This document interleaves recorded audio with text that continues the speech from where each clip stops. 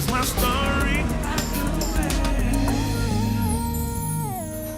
Ngingahamba ukuthi ngina 28 years old, ngihlala nomamami. Yeah, into engenza nje ngihlezi ngihlele ngibukela iTV, ngibukela iDStv, yonke engenza usuku lonke le isikole samhlula. Ngazama ukushayela uBuba, ngashaya idudla ngemoto yomphathi wangixosha. So I've been trying ngazo zonke indlela ukuthi ngenze imali.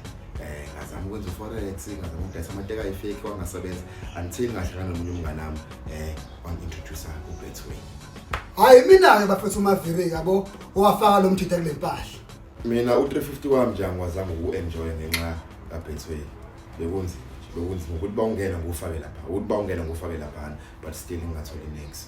Ukuthi yazini bafethu lo mthitha lo ngangafika kuba yabo lonto. Ewulopholo andikubo bahlezi bemthuka njalo nomshana wakhe uhlezi edle inyama yakhe hlezi kuthiwa nje udla opholoni. So ngabona athi yazinto nami othi ngifake le shandisi nje yabo lonto and then bhala lapho kwa into nami ya grand kwamnandi.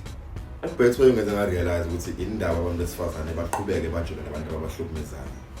Awukwazi mfethu ukuthi ungabheja ngi-half tiger bese u-expect ukuthi uwine imitha. Kanjani? Ubheje ngopondo ufuna imitha? Awukwazi. Awukwazi ngempela, awukwazi. Yeah, I remember this one time he told me he was going to take me out. And so I got dressed and I stopped cooking. And then next minute, I'm here waiting for him to actually take me out. And the next thing he's busy telling me that his card is no longer working. He's giving me stories, telling me something about the car. And I just knew just from then. I knew it right there and then that there was something wrong. Mina mfethu ngidabhe sigamtshela mfethu ukuthi ayikho mfethu i-shortcuts eyaka success ngithola mfethu. Ngale app futhi akayidelete mfethu because vele zembhekele phansi zonke lento zakhe. Uthi Kaizer Chiefs straight win uBetway avelathi. Mina ngasuggest nje ukuthi bawungazilethu ngoBetway, cela nje uyigcine kanjalo. Baby! Hawu! Yini Stefe? Ngapha uwena ngapha ama results.